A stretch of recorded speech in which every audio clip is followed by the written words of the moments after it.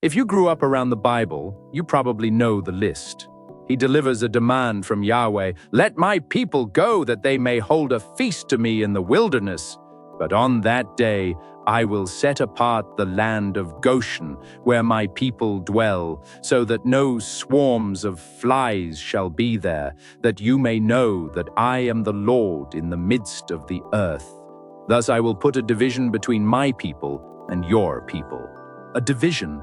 The Hebrew word is peduth. It means a redemption, a ransom, or a clear distinction. This is a structural turning point in the Exodus. Yahweh is no longer just proving that he has power over nature. He is proving that his power is surgical. He can orchestrate a localized environmental catastrophe that stops exactly at a geographic border. The swarms arrive. They devastate the Egyptian houses. As the story progresses, the demand sharpens into a repeated phrase, "Let my people go, that they may serve me." But Goshen, the eastern region where the Israelites live, is completely untouched. Then comes the fifth plague, a severe disease on the livestock: horses, donkeys, camels, herds, and flocks. This is an economic decapitation. In the ancient world, livestock was not merely food, it was wealth, it was transportation, it was the agricultural engine that pulled the plows, and deeply, it was religious. The Egyptians revered the Apis bull and the cow goddess Hathor. When the Egyptian herds collapse in the fields, their economy and their theology collapse together. But the text includes a detail that shifts the entire balance of power. Pharaoh actually sends men to investigate the Hebrew camps, and the report comes back. "Behold, not one of the livestock of Israel was dead." Think about what that means. Serve. The wealth of the empire is rotting in the fields, while the enslaved people they have been brutalizing suddenly hold the only surviving herds in the region. The physical and economic hierarchy is inverting. Then comes the sixth plague, boils breaking out in sores on man and beast. It strikes without warning. Moses throws soot from a kiln into the air, and the infection spreads. It is physical agony, and it gives us one of the most darkly comic details in the entire narrative. The text says, "And the magicians could not stand before Moses because of the boils, for the boils came upon the magicians and upon all the Egyptians." The men who were supposed to protect Pharaoh, the men who matched Moses snake for snake and blood for blood just a few weeks ago, are now crawling away. They cannot even stand up. They are physically broken. The Hebrew word is abad. They exit the narrative entirely. The empire is bleeding. Its wealth is gone. Its intellectual defenders are incapacitated, and Israel watches completely untouched from behind an invisible wall. By the time the seventh plague arrives, Egypt is a fractured shell of its former glory.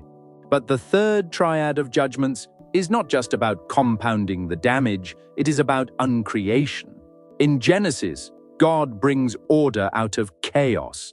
He separates the waters. He makes the dry land appear. He sets the sun in the sky. Here, in Exodus, God reverses the process. He is actively pulling the threads of creation apart, plunging the Egyptian empire back into the primal dark. Moses lifts his staff toward heaven. It has a wide semantic range. It means to work, to labor, to be enslaved. And the sky rips open. Hail strikes the earth. But this is not an ordinary weather event. The Hebrew text describes fire flashing continually in the midst of the ice. It is a terrifying, deafening collision of elements. The temperature plummets. The flax and the barley are pulverized. The trees are physically shattered, stripped of their branches.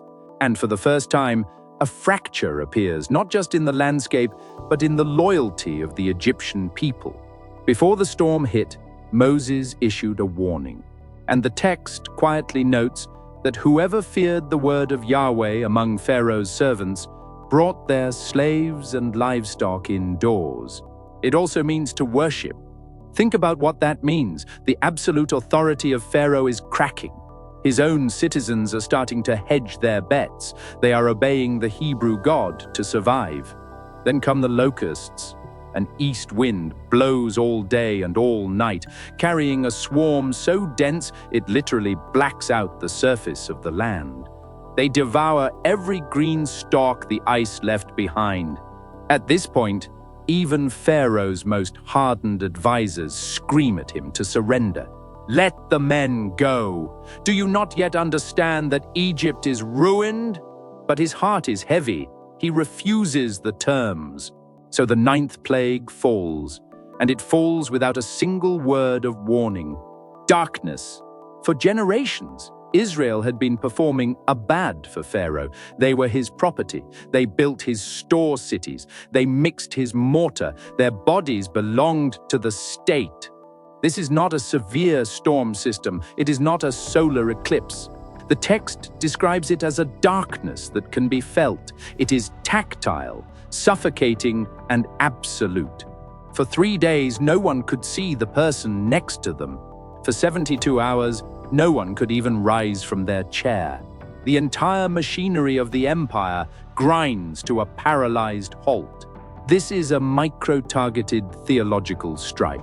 In the Egyptian pantheon, the supreme deity was Ra, the god of the sun. He was the creator, the source of life and light. Every morning, his solar barge was believed to rise in the east, triumphing over the forces of chaos. The pharaoh himself was considered the living, breathing son of Ra. By plunging the empire into a 3-day impenetrable blackout, Yahweh is not just causing widespread panic, he is burying Ra. Moses walks in and announces that this people belongs to someone else. God is not merely asking for a weekend retreat. He is proving that the sun itself answers to a Hebrew command. And the isolation of Pharaoh is now complete. He sits in his palace, unable to see his own hands, unable to summon his guards. Trapped in a heavy darkness his gods cannot pierce. The Nile is foul, the economy is gone, the military advisors are terrified, the magicians are broken. But there is one thing Pharaoh still possesses: his dynasty. When the darkness lifts, the final conversation between Moses and Pharaoh turns deadly. Pharaoh offers one last compromise. The people can go, but their flocks and herds must stay behind. He is demanding the total transfer of their kabad. Israel will no longer serve Pharaoh. They will serve Yahweh. Moses refuses. Not a hoof will be left behind. We need our animals to perform our kabad, our worship to Yahweh.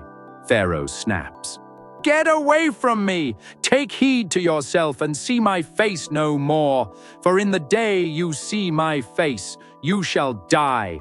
Moses looks at him and delivers a cold, terrifying answer. As you say, I will not see your face again.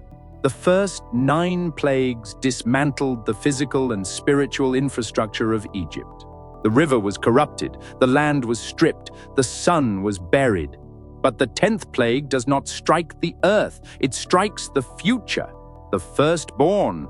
In the ancient Near East, the firstborn was not merely the oldest child, he was the legal heir, the economic anchor, and the living guarantee that a family's name and authority would endure into the next generation. For Pharaoh, the firstborn was everything. His oldest son was the crown prince, the next divine king, the future incarnation of Horus on earth. To destroy the firstborn was to cut the lifeline of the entire civilization. Pharaoh understands exactly what is being threatened. And notice the literary symmetry. Back in Exodus chapter 4, before Moses ever stepped foot in Egypt, Yahweh gave him a message to deliver to the king. Thus says Yahweh, Israel is my firstborn son, and I say to you, let my son go that he may serve me. If you refuse to let him go, behold, I will kill your firstborn son. This was not a sudden escalation. It was the original terms of the confrontation. Pharaoh had built his empire by slaughtering Hebrew sons in the river a generation earlier. He had enslaved God's firstborn. Now the judgment returns to his own doorstep. The divine justice is exact. And then, the text introduces a detail that changes everything for the Israelites. In plagues 4 through 9, Israel was protected automatically. God placed a division between Goshen and the rest of Egypt. The flies did not enter their streets. The hail did not fall on their roofs. The darkness did not settle over their homes. Blood, frogs, gnats, flies, hail, locusts, darkness. In the ancient Egyptian worldview, the Pharaoh was not just a political ruler. He was the living embodiment of divine order, a cosmic balance known as Ma'at. The Hebrews were passive observers of their own deliverance. But for the 10th plague, the invisible boundary in the sand disappears. Goshen is no longer an automatic safe zone. If the destroying angel passes through the land, Hebrew homes are just as vulnerable as Egyptian palaces. Their bloodline will not protect them. Their geography will not shield them. Because when cosmic justice sweeps through the empire, all human households fall under the same standard. If Israel is going to survive the night, they cannot rely on passive exemption. They need an active substitute. God gives Moses a highly specific set of instructions. Every Hebrew household must take a lamb, a male, a year old, without a single physical defect. He was the son of the gods. He sustained the rhythm of nature. He owned the land. He owned the labor. They are to hold it for 4 days. And then, at twilight, the entire assembly of the congregation must slaughter it. They are to catch the blood in a basin. Take a branch of hyssop, a coarse, hairy desert shrub, dip it into the bowl, and strike the wood of their doorways. The 2 side posts and the lintel above sit with the physical reality of that moment. This was not a private, silent prayer in the dark. It was a violently public act, smearing the blood of a slaughtered animal on the front frame of your home in the middle of the Egyptian empire. So his response to Moses is not just political arrogance, it is a theological counterclaim. It marked the house, and that blood was the sole mechanism of survival. Yahweh says, "When I see the blood, I will pass over you, and no plague will befall you to destroy you when I strike the land of Egypt." The lamb dies, so the firstborn does not. A life for a life. The cosmic justice falls, but it falls on the substitute. But then comes the strangest command of the entire night. While the blood is drying on the doorposts, the families are told to roast the meat over a fire. They are commanded to eat it with bitter herbs and unleavened bread. But they cannot sit on the floor and relax. They must eat it fully dressed for travel.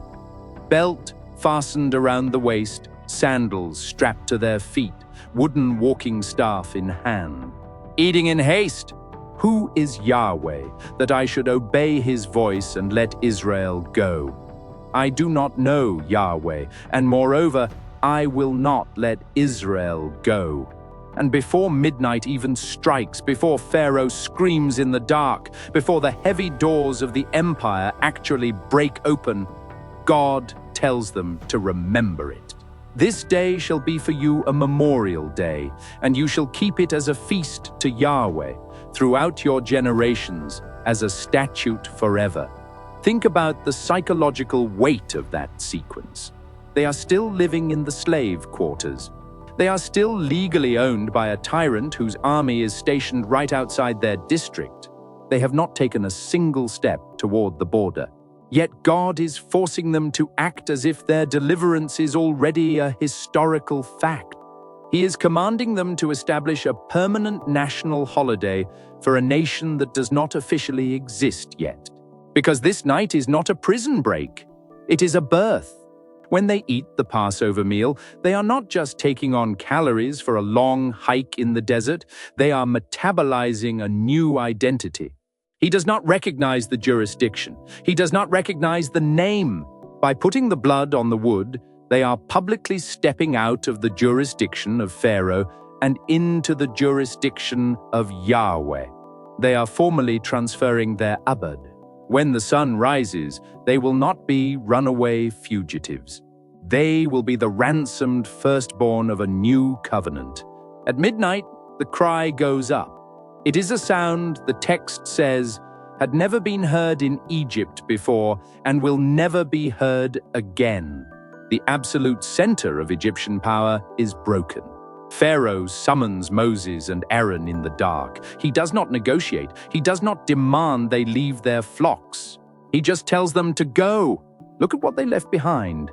In 10 precise escalating strikes, Yahweh took apart the economic, environmental, and theological machinery of the greatest civilization on earth. Pharaoh asks a question: who is Yahweh? He turned their river to blood. He grounded their sun. He weighed the king's heart on the scales of justice and found it fatally heavy. He proved that the gods of Egypt were nothing but stone and imagination, and that the creator of the cosmos answers to a Hebrew name. But look at the people walking out into the desert. We tend to view the Exodus through a modern lens. We think it is a story about human liberation. We think they left to be free. But biblical freedom is never just autonomy. It is never merely the right to do whatever you want. The Exodus was not a prison break. It was a transfer of ownership. Remember the word that started the entire confrontation: abad, to work, to worship, to serve. For 400 years, they performed their abad for a tyrant who crushed them. The 10 plagues are the terrifying methodical answer. Now they are walking out to perform their abad for a God who ransomed them. That is the theological heartbeat of the entire Bible. Salvation is never just an escape from the consequences of death. It is a transfer of allegiance. You are always serving something. You are always building bricks in someone's empire. The question the Exodus forces you to answer is whether the master you serve grinds you into the dirt to build his kingdom, or whether he provides the blood for your doorframe and leads you into life. If this video opened up the book of Exodus for you, the biggest thing you can do is subscribe, leave a comment, and share this with someone who needs it. That is genuinely how people find this content. We depend on you to spread the word. Please keep us in your prayers. God bless you. We are going to trace the exact architecture of this confrontation to see how it systematically dismantles Egypt's cosmic order, isolates its king, and transfers a nation's identity before they ever cross the sea. If you have read the book of Exodus, you know the phrase that repeats like a drumbeat after almost every plague. Pharaoh's heart was hardened. It sounds like a random assortment of natural disasters, a divine magic show designed to wear down a stubborn king. For modern readers, that phrase usually sparks a theological debate about free will. Did God force Pharaoh to sin? Did God override a man's mind just to make a point? But to ask those questions is to read a modern philosophical argument into an ancient text and miss the structural genius of what the author is actually doing. Let's look at the words. In English, we just read the word hardened. But the Hebrew text actually cycles through 3 distinct verbs to describe what is happening inside Pharaoh's chest. The first is kasha. It means difficult, stubborn, or stiff. The second is shazak. It means strong, firm, or immovable. But the third word is the one that unlocks the entire theological attack. That word is kabad. It means heavy. When the text says Pharaoh's heart was hardened, it frequently uses the verb kabad. His heart became heavy. Why heavy? To understand what that means, you have to step inside the Egyptian worldview. That is how the 10 plagues of Egypt are almost always taught. God throws 10 chaotic torments at an empire until the monarch finally gives up. In ancient Egyptian religion, the heart was the center of a person's being. And when a person died, they faced the ultimate judgment in the afterlife. The Book of the Dead describes the ritual perfectly. The gods would take the deceased person's heart and place it on a set of scales. On the other side of the scale, they placed a single ostrich feather, the feather of Ma'at. Ma'at was the Egyptian concept of truth, justice, and cosmic balance. If the person had lived a righteous life, their heart would be light. It would balance with the feather. They would pass into eternity. But if they had lived a life of injustice, cruelty, or chaos, their heart would be heavy. The scales would tip, and a monstrous deity named Amit, part crocodile, part lion, part hippopotamus, would devour the heavy heart, erasing the person from existence. Now go back to the book of Exodus. But read the actual text of Exodus, and that image falls apart. Moses walks in. He demands that the slaves be freed. Pharaoh refuses. He increases their labor. He orders them to make bricks without straw. He acts with ruthless cruelty to maintain his power. And the Hebrew text quietly notes what is happening. His heart is becoming heavy. The biblical author is weaponizing Egypt's own religious system against its king. Pharaoh claimed to be the ultimate guardian of Ma'at. He was supposed to be the one who kept the cosmic scales balanced. But the text reveals the terrifying irony. By refusing to let Israel go, by desperately clinging to his enslaved workforce, Pharaoh is actually destroying order. He is damning himself by the standards of his own culture. The plagues were not random. They were not merely acts of destruction. God is not merely making a man stubborn. God is putting Pharaoh on the scales of justice in real time. And with every refusal, the weight of his own tyranny pulls him further down. The text of Exodus does not present the 10 plagues as a chaotic, rapid-fire assault. It builds a meticulously structured campaign. If you look closely at the narrative, the first 9 plagues are organized into 3 distinct cycles of 3. Plagues 1, 2, and 3, 4, 5, and 6, 7, 8, and 9. Each cycle begins with a warning delivered to Pharaoh in the morning. Each cycle ends with a plague that strikes without warning. Let's look at the first cycle: blood, frogs, and gnats. The opening strike targets the absolute center of Egyptian survival, the Nile. Egypt is a desert. It exists only because a single massive river cuts through the sand, flooding its banks predictably every year to deposit rich black soil. They were a precise, highly structured deconstruction of the most powerful civilization on Earth. The Nile was not just a municipal water source. It was the economic and physical bloodstream of the empire. It was viewed as a divine force. Moses stretches out his staff. The water turns to blood. The fish die. The river stinks. The Egyptians are forced to dig frantically into the dirt beside the banks just to find something to drink. And then something fascinating happens. Pharaoh summons his own court magicians, and they replicate the miracle. By their secret arts, they also turn water into blood. When the second plague arrives, and millions of frogs swarm out of the river into the ovens and royal bedrooms, the magicians do it again. They make more frogs. Read that carefully. The magicians can match the destruction, but they cannot reverse it. And the entire confrontation revolves around a single Hebrew word. They cannot clean the water. They cannot send the frogs back into the reeds. They cannot restore Ma'at. They can only add to the chaos that Yahweh has initiated. Pharaoh's wisest men are completely powerless to heal their own land. Then comes the third plague, gnats, or lice, depending on the translation. Aaron strikes the dust of the earth, and the dust itself becomes a swarm of biting insects on man and beast.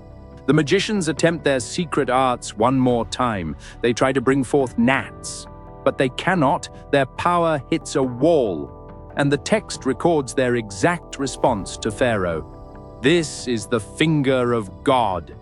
That is a staggering admission. In Egyptian religious thought, magic, called Heka, was not just sleight of hand or illusion. It was the primal force of the universe. It was the mechanism the gods used to maintain order, and the magicians were the state-sponsored experts who wielded that power to protect the throne. But here, standing in the biting dust, the elite defenders of the empire concede defeat. When Moses walks into Pharaoh's court in Exodus chapter 5, he does not ask for freedom. He does not appeal to human rights. They recognize an authority that completely overrides their systems. It is only the third plague, and the intellectual and spiritual defense of Egypt has already collapsed. The first triad is over, the magicians are neutralized. But the plagues are just getting started, and the map itself is about to change.